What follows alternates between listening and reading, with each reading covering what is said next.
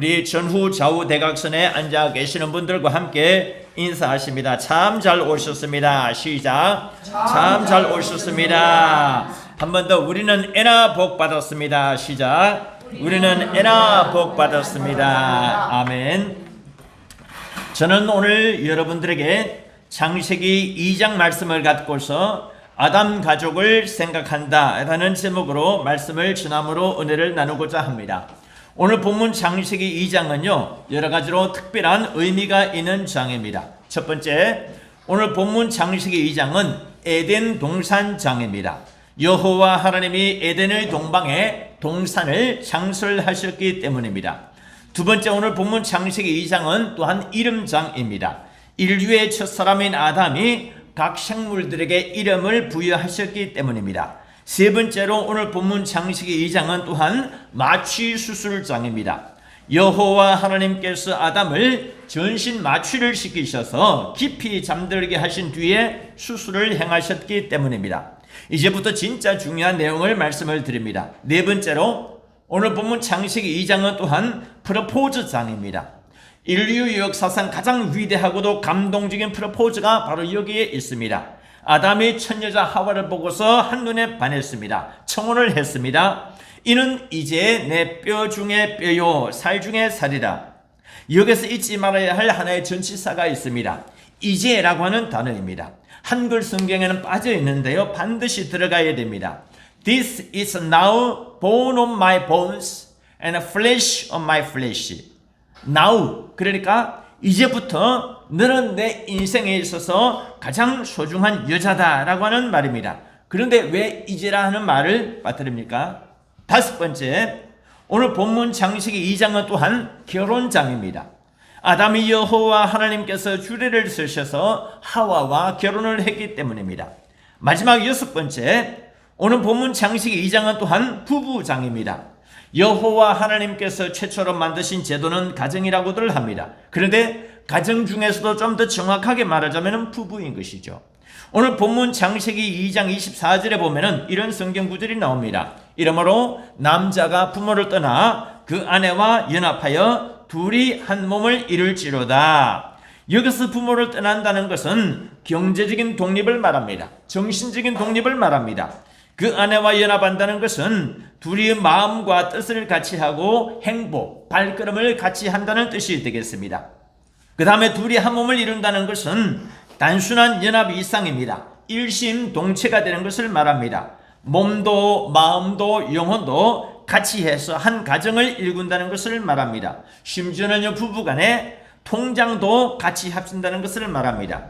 그렇기 때문에 오늘 본문은 동서고금을 막론하고 결혼식을 올리는 신랑 신부들에게 가장 애용되는 구절입니다. 특별히 오늘 이 성경 구절은요 세계 부부 운동의 연구 슬로건이기도 합니다. 부부의 날이 왜 하필 5월 21일이냐? 가정의 달 5월에 둘이 하나 된다 하는 뜻을 가지고 있다. 그래서 부부의 날은 5월 21일이다. 뜻이 좀 괜찮지 않습니까? 그런데 여러분, 제가 이제부터 매우 충격적인 사실 몇 가지를 말씀을 드립니다. 아담은 여호와 하나님의 형상대로 지음을 받았습니다. 여호와 하나님이 애지중지하는 사람이었습니다. 눈에 넣어도 아프지 않을 사람, 그가 바로 아담이었습니다. 아담은 인류 역사상 출생과 영아기, 유아기, 그리고 소년기를 거치지 않고 청년기로 바로 태어난 사람입니다. 그리고 여호와 하나님의 주례에 의해 가지고 아담은 하와와 결혼식을 올린 첫 부부가 됩니다. 그러나 여호와 하나님께서 주례를 쓰셨음에도 불구하고 아담과 하와 부부는 실패한 부부가 되고 말았습니다. 아담과 하와 부부는 인류 역사상 가장 자식 농사를 잘못 지은 부부가 되고 말았습니다. 여러분, 자식 농사도 농사입니다. 그런데 일반 농사와는 좀 다릅니다. 자식 농사는 한번 잘못 짓고 나면 그것으로 끝인 경우가 많습니다. 회복이 거의 불가능하기 때문입니다. 아담과 하와는요 한꺼번에 자식 둘을 잃었습니다. 장남인 가인이 차남인 동생 아벨을 쳐 죽였기 때문입니다. 가인이 동생 아벨을 쳐 죽이기는 했지만은 그래도 장남은 살아있지 않느냐고요? 그건 살아남은 것이 아닙니다. 한 자식이 다른 자식을 죽였는데 부모가 그 남은 자식을 어떻게 자식 취급을 할 수가 있겠습니까? 또 자식을 오히려 무서워하지 않겠습니까? 저놈이 동생을 쳐 죽이더니만은 이제는 부모인 우리까지도 죽일까 두렵다. 그런 마음이 안 들겠습니까? 그리고 가인인들 죄책감 때문에도 부모님과 같은 집에서 살 수 있겠으며 얼굴을 맞이할 수가 있겠습니까? 요새 뉴스에도 종종 나옵니다. 자식이 형을 쳐 죽이고 부모를 찔러 죽여서 유산을 갈취했다 등등 이야기들이 많이 나옵니다. 그 첫 시조가 바로 가인인 것이죠. 아담은 후에 다시금 하와와 동침합니다. 아이를 낳았습니다. 이름을 셋이라 했습니다. 하나님이 내게 가인이 죽인 아벨 대신에 다른 씨를 주셨다. 그러니까 첫 번째 장남이 가인이고 두 번째 차남인 아벨 죽였으니까 그 다음에 마지막 세 번째가 이제 하나님께서 이 아담과 하와를 통해서 셋이란 그 세 번째 삼남을 주는 것이죠. 이름 뜻이 좀 고약합니다. 이름 뜻이 내게 가인이 죽인 아벨 대신에 다른 씨를 주셨다는 뜻이니까 참 셋이 부모님이 자기 이름 부를 때 참 마음이 불편하지 않았겠는가. 어쨌든 이후에 셋도 결혼해가지고 아들을 낳았습니다. 그 아들 이름을 에노스라 합니다. 이 에노스를 낳았을 때 비로소 사람들이 여호와의 이름을 불렀더라 라고 되어져 있습니다. 저는 창원 한마음병원의 원목입니다. 병원교회 목사이기도 합니다. 매일같이 병원의 각 병실들을 라운딩을 합니다. 병원의 각 병실들을 라운딩할 때마다 느끼는 것이 하나 있습니다.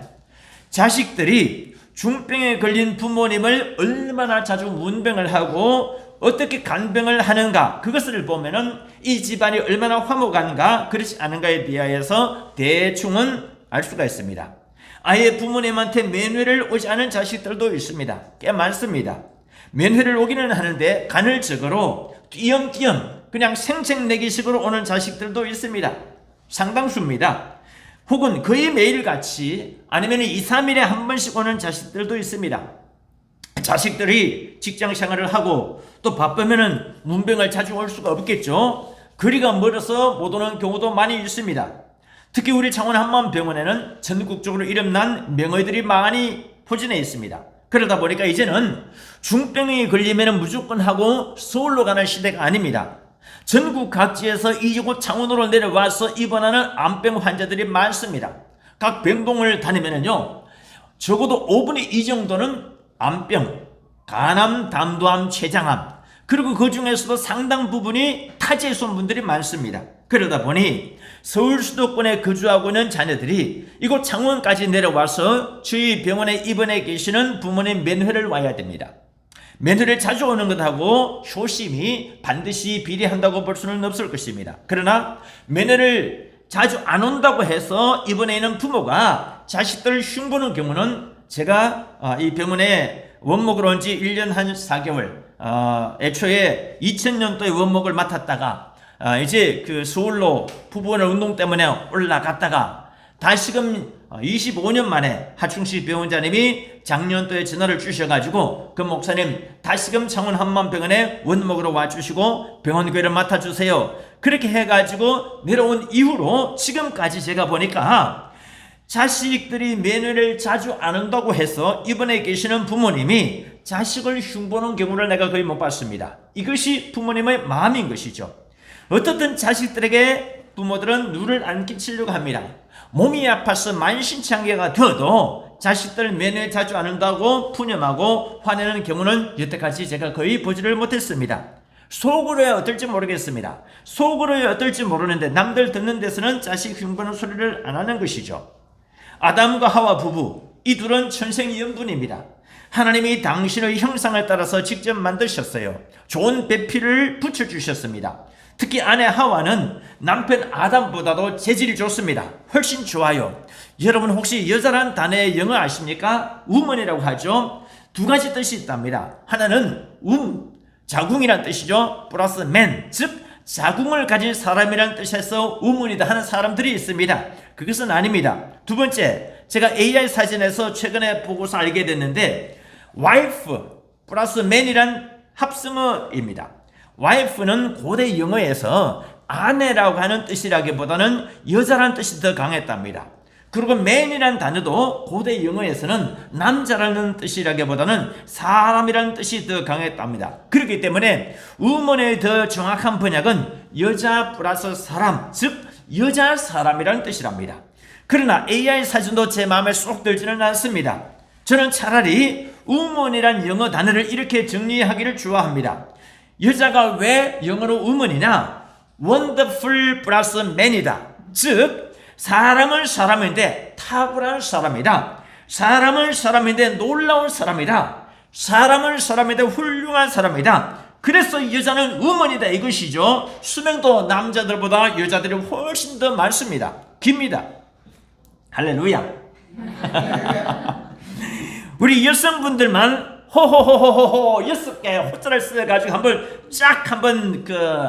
웃어보시기 바랍니다. 시작. 호호호호호. 남자분들은요 하하하하 6개를 한번 이어보실까요? 시작. 하하하하. 그러면은 왜 제가 여성도들은 호호호 이렇게 6개를 하고 남자 성도님들은 하하하 6개를 하게 했었는가? 그것은 바로 이유가 있습니다. 먼저 여성분들에 대해서 호호호호 6개를 한 데는 6개의 호자가 들어가기 때문이죠. 들어보십시오. 주 안에서 호의, 호식하고 호강하고 호사 누리며 그리고 우리 삶이 다하게 되었을 때는 죽어 장례식 치르는 것도 호상으로 인생을 마무리하고 그리고 죽어서 하나님이 우리를 부르시면은 호산나 하나님께 찬양하면서 천국으로 가자 이것이죠. 그래서 호호호호호. 그러면 남자분들은 왜 그럼 하하하 하냐? 여러분 운을 한번 띄워봐 주십시오. 운을 처음부터 시작. 하나님 한마음병원에 하충시 병원자님 같이 한량없는 축복을 한꺼번에 주옵소서. 할렐루야. 하나님께 박수로 영광 돌리겠습니다. 그냥 박수로 영광 돌리는 것이 아니고요, 손뼉만 치는 것이 아니고 그 다음에는 발뼉도 치는 겁니다. 발뼉이라는 단어는 아직까지 네이버 사진에도 없는 것인데 이걸 끄집어냈었어요. 손뼉이 있으면 발뼉도 있는 것 아니겠습니까? 박수 친다고 하죠. 박수가 있으면 박족도 있는 겁니다. 발뼉을 치는 것을 박족이라는 것이죠. 그러므로 우리 모두 함께 손뼉 발뼉을 칠 때 발뼉은요 발욕 홈이 서로가 어긋맞게 해가지고 딱 치면 되는 겁니다. 제가 여러분들 발을 쳐다봅니다. 손뼉 발뼉으로 하나님께 영광 돌립니다. 시작. 다 보입니다. 그 다음에 그냥 손뼉 발뼉만 하는 것이 아니고 환호작약하면서 손뼉 발뼉으로 하나님께 영광 돌리자. 환호작약할 때 작자가 무슨 작자냐? 한자로 참새작자입니다. 약자가 도약할 역자입니다. 그렇기 때문에 참새가 펄짝펄짝 기뻐서 뛰는 것처럼 찬양하되 환호란 말도 내 또 새롭게 만들었습니다. 환자는 환영할 환자, 기뻐할 환자라는 뜻이거든요. 호자가 호산나, 하나님을 호산나 외치면서 참새가 펄짝펄짝 기뻐서 뛰는 것처럼 손뼉 발뼉으로 하나님께 영광 돌리시기 바랍니다. 시작. 발은 안 하시나 아직까지도. 자, 어떻든 이렇게 아내 하와는 남편 아담보다도 재질이 좋습니다. 훨씬 좋아요. 좋은 재질의 유지 관리를 위해서도, 그러므로 여자들은요 남자분들보다 더 좋은 음식이며 더 맛있는 과일들을 더 많이 먹어줘야 됩니다. 그럴 자격이 있습니다. 그리고 바로 여기에 재미있는 이야기가 하나 있습니다. 여성들은 남성들보다 더 좋은 과일들을 많이 먹어줘야 된다. 특히 임신 중에는 더욱더 그렇습니다. 그리고 여기에 어쩌면 선악과도 들어있을 수 있습니다. 그리고 이제 우리 조상인 아담의 원죄를 해결하는 열쇠, 핵심이 될 수가 있어요. 어떻든 하나님이 아담의 갈빗대라고 하는 좋은 재질을 가지고서 하와를 만들어 주셨다. 그리고 이들 부부의 주례를 우리 하나님이 기꺼이 서주셨다. 그런데 이게 웬일입니까? 아담과 하와 부부가요 인류 역사상 가장 자식 농사를 잘못 지은 부부요 가장 비극적인 부부가 되어 버렸다는 것이 아니겠습니까? 저는 여태까지 많은 신랑 신부들의 결혼식 주례를 써보지는 못했습니다. 그래도 한 10상 정도는 결혼식 주례를 써봤습니다. 개척교회 목사치고는 꽤 많이 쓴 편입니다. 제가 국가기념일 부부연합 창시자이다 보니까 여기저기서 가끔 주례를 요청을 해오는 경우가 있었기 때문입니다. 적다면 적고 많다면 많은 이 결혼식의 주례를 쏘면서 저는 거의 단 한 번도 하객들을 지루하게 하지는 않았다고 감히 자평합니다. 우리나라 유명 부흥 강사분들 중에서 주례사만큼은 자신 있다고 하는 분들 설교 동영상을 가끔 들어봅니다. 대전 중문교회 장경동 목사님도요, 주례사만큼은 어느 누구보다도 잘한다고 자부하십니다. 자화자찬입니다만은 저 역시도 어느 누구 못지않게 주례사만큼은 잘 해왔다고 자평을 합니다. 하객들의 반응이 그것을 말해줍니다. 저는 결혼해서 부부가 되는 신랑 신부들에게 이렇게 먼저 운을 띄웁니다. 뭐냐? 저는 2월 23일 프로포즈 데이를 만들었습니다. 5월 21일 부부의 날을 만들었고, 그리고 또 8월 21일 결혼의 날 메리지 데이도 만들었다. 거기에다가 7월 3일 출산의 날도 만들었다. 이렇게 한 사람이 프로포즈 데이도 만들고 결혼의 날도 만들고 부부의 날도 만들고 출산의 날 만들었다. 그렇기 때문에 적어도 60점은 먹고 들어간다 이것이죠. 이것은 100m 경교를 따지자면은 저는 이미 60m 앞에 나서서 출발하기 때문입니다. 이 세상에서 가장 지루한 것이 설교이고 특히 주례사라고들 합니다.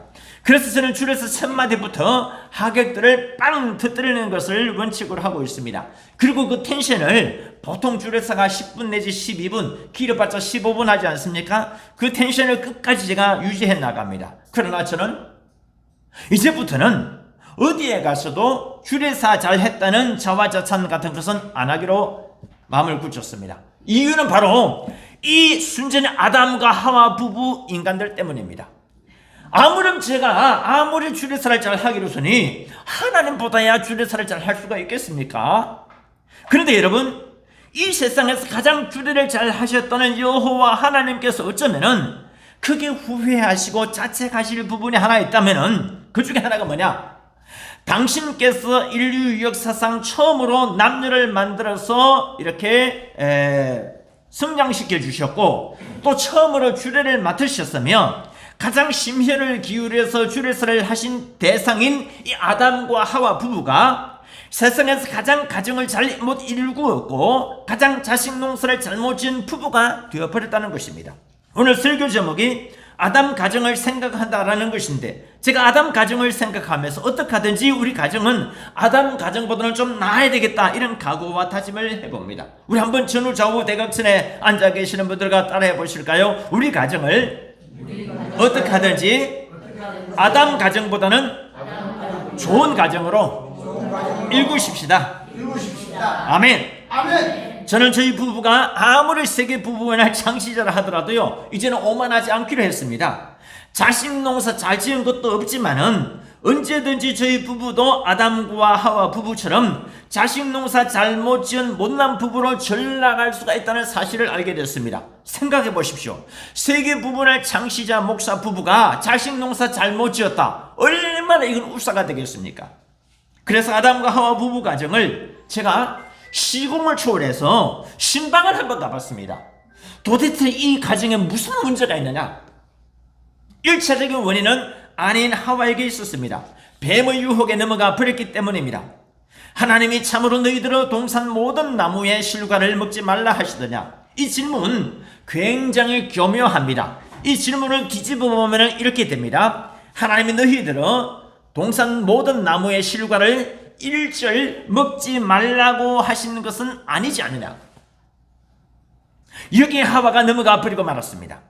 동산 나무의 다른 실과를 우리가 먹을 수 있으나 동산 중앙에 있는 나무 실과는 하나님 말씀에 너희는 먹지도 말고 만지지도 말라, 너희가 죽을까 하노라. 저는요, 어제 마트에 가서 과일들을 사왔습니다. 종류별로 다 구입을 해왔습니다. 왼쪽에는 것입니다. 저 뒤쪽에는 수박도 있습니다. 수박 먹을 수도 좋습니다. 강대상 바로 왼쪽에 멜론, 여러분 먹을 수도 좋습니다. 그리고 멜론 옆에 사과 먹을 수도 좋습니다. 배 드셔도 좋습니다.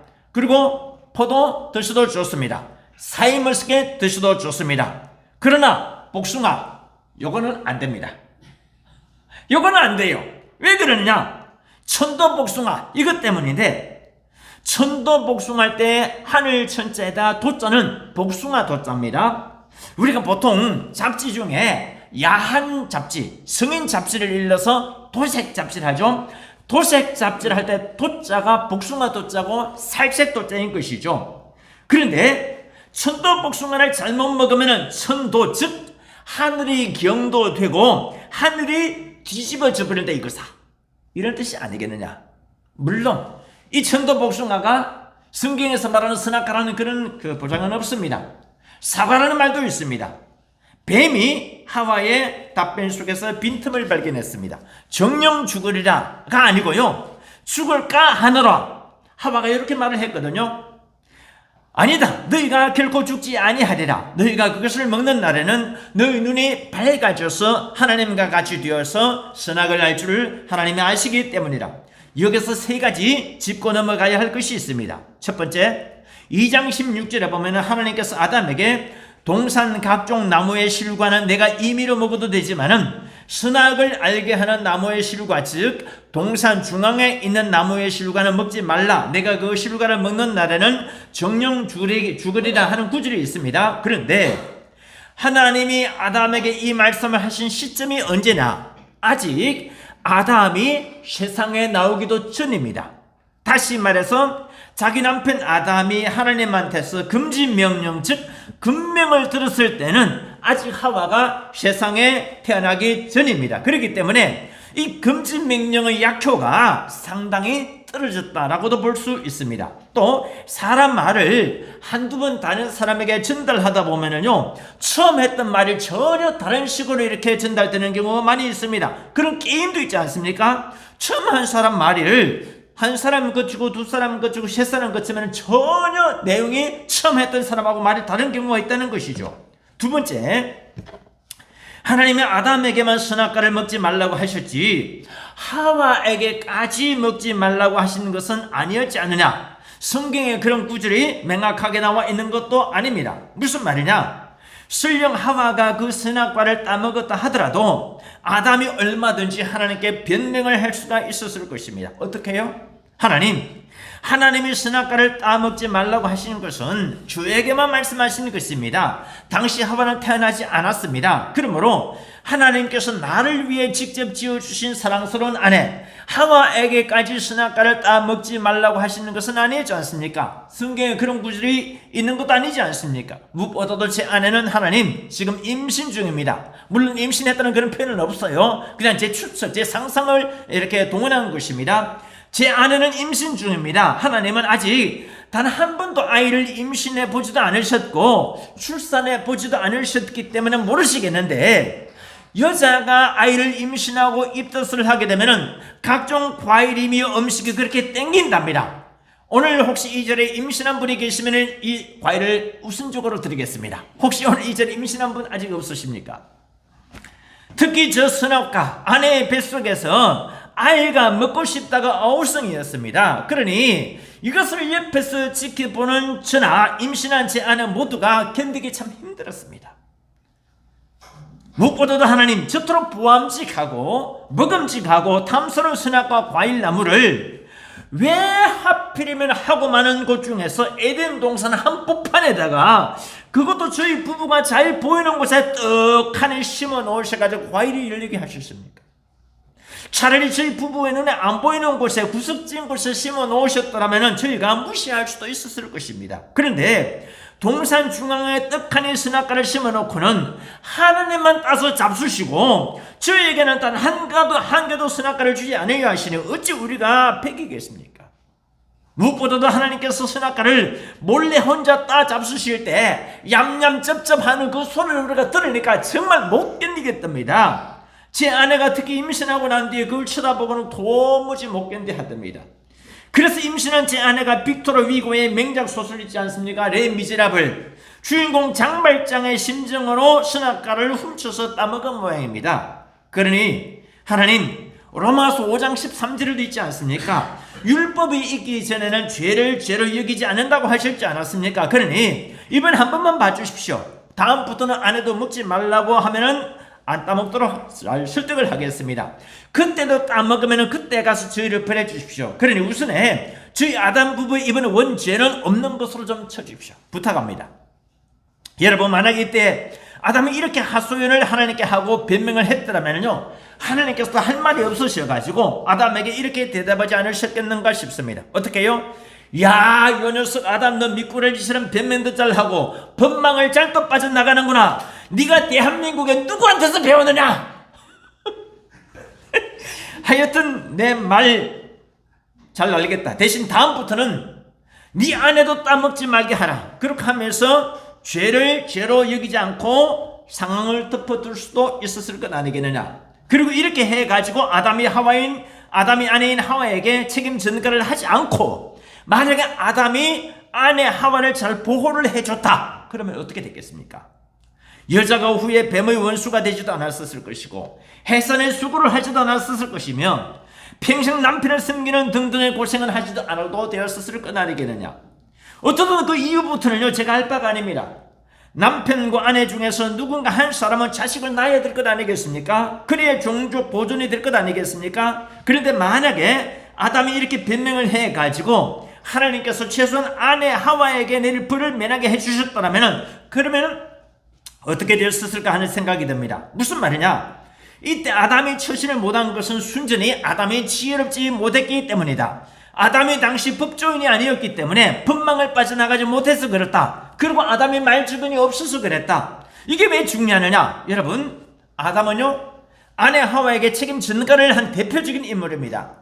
전 세계 남편들의 욕은 아담 이 인간이 혼자서 다 쳤듯이 마땅하다는 것입니다. 아담 그는 자기 혼자 얼마든지 책임을 맡을 수가 있었습니다. 조금만 더 머리를 썼더라면 얼마든지 자기도 살고 아내도 살릴 수가 있었을 것입니다. 또 그때 아담과 하와 부부가 하나님께 벌을 받고 시험에 들지도 않았더라면 그래서 산모도 평안하게 태교를 잘 뽑고 해가지고 편안한 마음으로 만약에 하와가 출산을 했다, 가인을 출산을 했다, 그러면 어떻게 됐겠는가? 장남 가인도 나중에 장성해가지고 정성껏 하나님께 예물을 드렸을 것이고, 그래서 예물을 드리는 문제 때문에 가인이 애꿎은 동생 아벨을 죽이는 끔찍한 만행을 저지르지 않았을지 모른다. 나는 그렇게 봅니다. 그러나 아담이 이 인간을 자기 혼자 살려고 아내에게 죄의 짐을 다 넘겨버렸습니다. 참 나쁜 놈인 것이죠. 그래서 이 아담과 하와 부부는 하나님이 짝지어 주셨고 하나님이 중매를 써주셨으며 하나님이 주례를 써주셨음에도 불구하고 인류 역사상 가장 부끄러운 부부가 되고 말았다. 이것이 오늘 제 설교의 핵심 주제입니다. 물론 선악과를 따먹은 것, 그것은 그것대로 따져봐야 할 범죄 요소가 몇 개 있습니다. 선악과를 딴 직접적인 범죄 행위를 한 당사자가 누구냐? 남편 아담이 아니고 아내 하와였습니다. 즉 아담은 선악과를 먹기는 했지만은 선악과를 자신이 직접 따지는 않았다는 것이죠. 여러분, 하나님은 아담에게 분명히 말씀하십니다. 선악과를 내가 직접 따서 먹지는 말라라고는 하셨습니다. 그러나 누군가가 너에게 선악과를 주기만 하면은 그것을 먹는 것은 괜찮다, 혹은 그거는 안 된다, 여기에 대해서는 하나님 구체적으로 말씀을 안 하셨습니다. 그리고 이 생각 혹시 해보신 적 있으십니까? 아담이 선악과를 따서 먹는 것은 죄가 될지언정 만약에 과일이 땅에 떨어졌다, 그러면 그걸 주워 먹는 것은 죄가 될까요, 안 될까요? 그 생각 아무도 안 해보셨습니까? 우리 한국 현행법으로도요, 과일을 따 먹는 것은 절도죄, 절취죄에 해당되게 되면 그 범죄 행위입니다. 그런데 과일이 땅에 떨어진 것을 주워 먹는 것은 죄가 아닙니다. 그리고 만약에 옆집 과일이 담장을 넘어서 내 집으로 넘어왔다, 넘어온 과일에 대해서는 따먹어도 그 죄가 아닙니다. 그 법적으로 죄가 아니에요. 무슨 말을 드리고자 하느냐? 하나님이 여기서 말만 조금, 아담이 여기서 말만 조금 더 잘했더라도 하와도 얼마든지 책임을 면할 수 있었고 아담 역시 책임을 면할 수 있었을지 모릅니다. 저는 법학을 전공하지는 않았습니다. 그러나 어문학을 전공했습니다. 특히 일문학을 전공했기 때문에 단어의 토시 하나하나의 차이와 그 중요성을 누구보다도 잘 압니다. 이것은 다른 외국어 전공을 한 사람들은 그것까지는 모릅니다. 일본어 전공을 했기 때문에 일문학에는 단어 토시 하나하나 가지고 굉장히 거기에 대해서 깊이 다루는 경향이 있습니다. 예를 들어서 일본인은 어느 정도는 하면은 제가 이런 이야기까지 했지 않았습니까? 1968년도에 일본의 최초로 노벨 문학상을 안긴 유명한 책이 있습니다. 가와바타 야스나라의 슬국이라고 하는 저 유명한 소설책인데, 이 슬국의 첫 문장이 어떻게 되느냐? 우리 김강미 사모님 혹시 아십니까? 이 슬국의 첫 문장이 어떻게 되느냐? 국교노 나가의 튼내로 누기로 또 유기군인이 났다. 우리 나이 드신 분들 중에서 일본어 아시는 분들 이 내용을 좀 아실 것입니다. 무슨 뜻이냐? 국경의 긴 터널을 빠져나오면 설국이었다. 그런데 이 가와바타 야스나라의 이 설국 이 첫 문장 하나 가지고 평생을 울고 먹은 평론가와 문학가들이 수두룩하다는 것입니다. 그래서 제가 이런 인문학 전공자의 입장에서 봤었을 때 아담이 하나님의 징벌의 그물에서 빠져나올 여지는 많았다는 것이죠. 흔히들 하는 말로 미꾸라지처럼 법망을 빠져나올 여지가 매우 많았다는 것입니다. 그런데 아담은 지혜롭지 못했습니다. 어리석었습니다.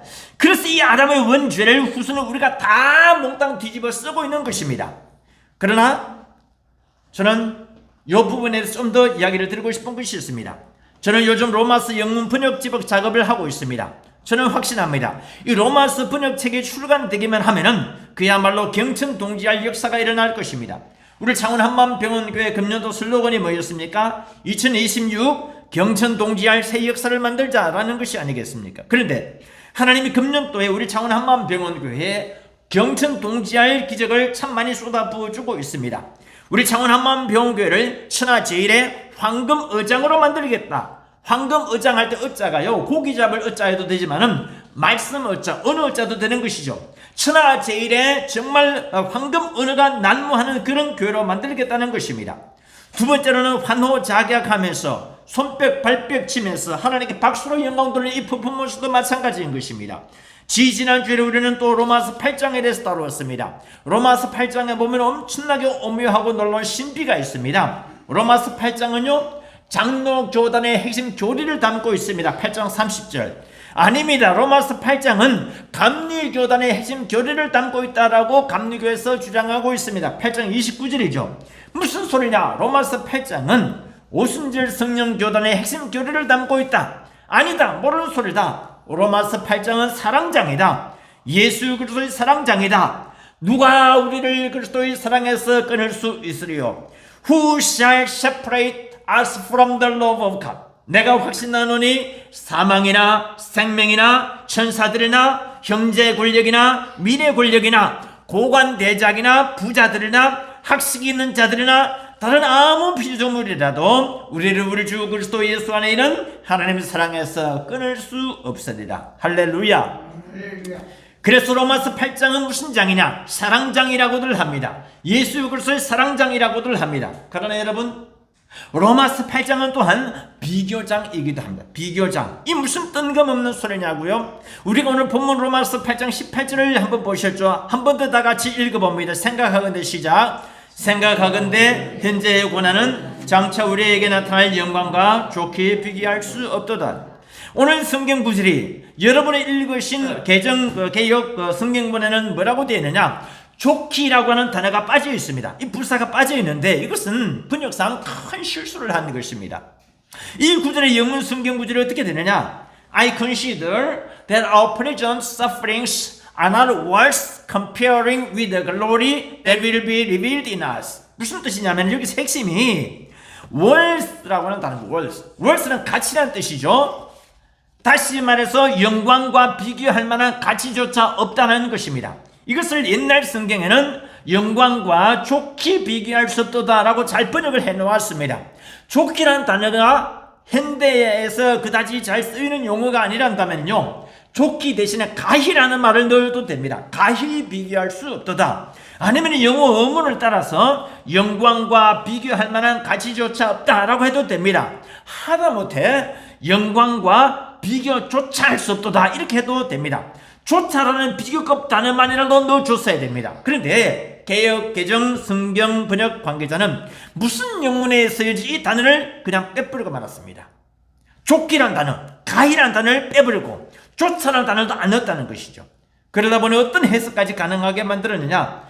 현재의 고난은 장차 우리에게 나타날 영광과 비교할 수 없기는 한데 조금은 어느 정도는 비교할 수 있다. 이렇게 해석이 가능하게 만들어 버렸습니다. 그리고 이것은 우리에게 장차 나타날 영광의 가치를 현격히 떨어뜨려 버리고 마는 결과를 낳았습니다. 나아가서 독자들로 하여금, 기독교인들로 하여금 현재의 고난을 이길 힘과 비전을 덜 갖게 만들어 버리고 말았습니다.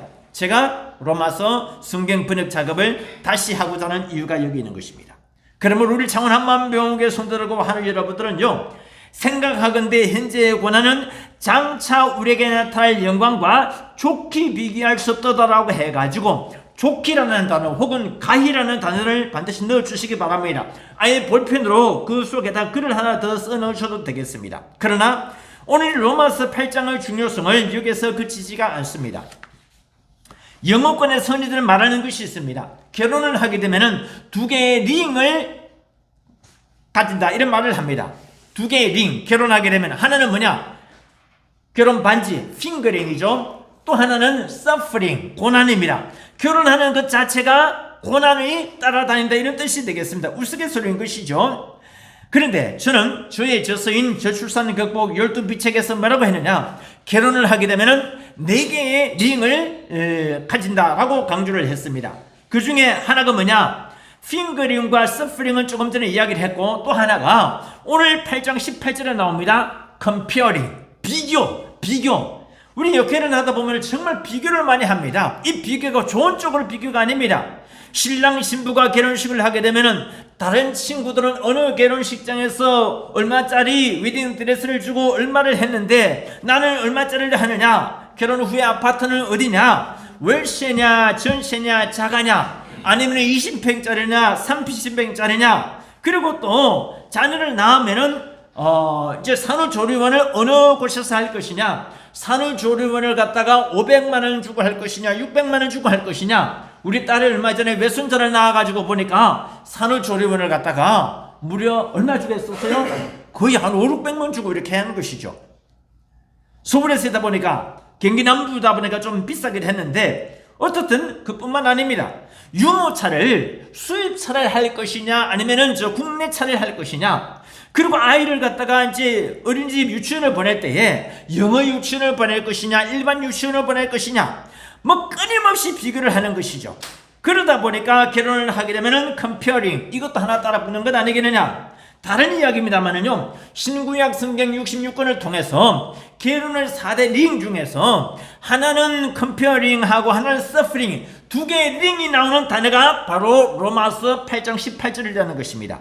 그런데 그러면 마지막 네 번째 링이 뭐냐? 그럼에도 불구하고 결혼하게 되면은 좋은 의미에서 링이 하나 붙는데, 그것은 뭐냐? 바로 원더링이다. 원더링. 놀라운 일이다, 이것이죠. 결혼은 탁월한 선택이다, 이것이죠. 결혼은 황홀한 것이다, 이것이죠. 결혼은 훌륭한 것이다, 이것입니다. 그래서 저는요, 우리 창원 한만병원의 직원들 가운데서도 남녀 미혼 직원들이 참 많습니다. 이분들 처녀 총각들이 떼내지 않게 결혼을 많이 할 수 있도록 중매를 좀 써주고 싶은데, 이렇게 참 합동 맞선이라도 해봤으면 얼마나 좋겠는가. 이 설교 방송을 듣는 우리 성도 여러분이나 우리 경남 CBS를 통해서 방송을 듣는 청취자 여러분들께서도 결혼은 완더링이다 라는 사실을 깨닫고서 많이 짝을 찾고 또 저한테 연락을 주시면은 제가 우리 창원 한만병원의 처녀 총각들을 잘 이렇게 연결해 드리도록 하겠습니다.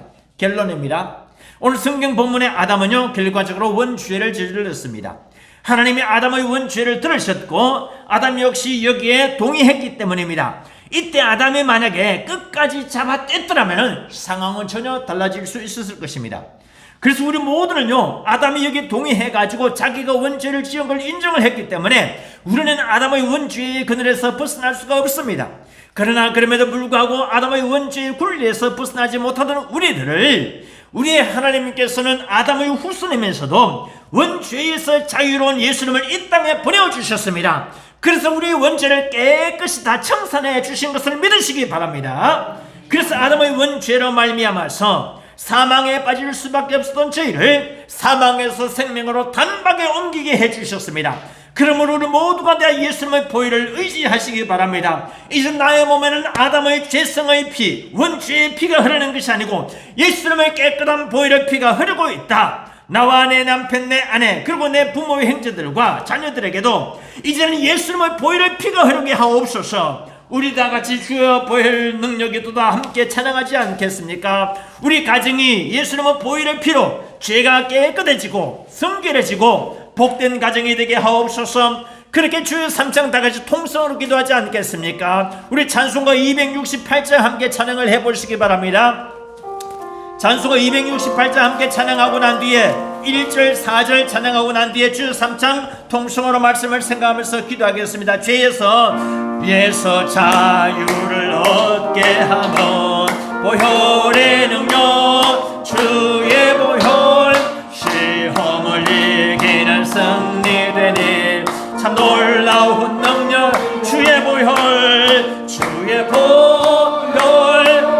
능력이 또다 주의 피 믿어 주의 보혈 그 어린 양의 매우 귀주 4절 구주의 복음을 구주의 복음을 전할지 못 보혈의 능력 주의 보혈 날마다 나에게 찬송 주니 참 놀라운 능력이로 아멘. 주의 보혈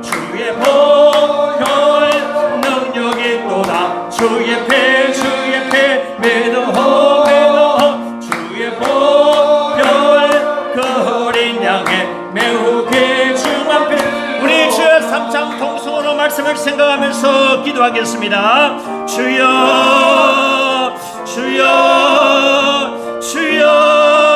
할렐루야 할렐루야. 은혜를 주신 것을 감사를 드립니다.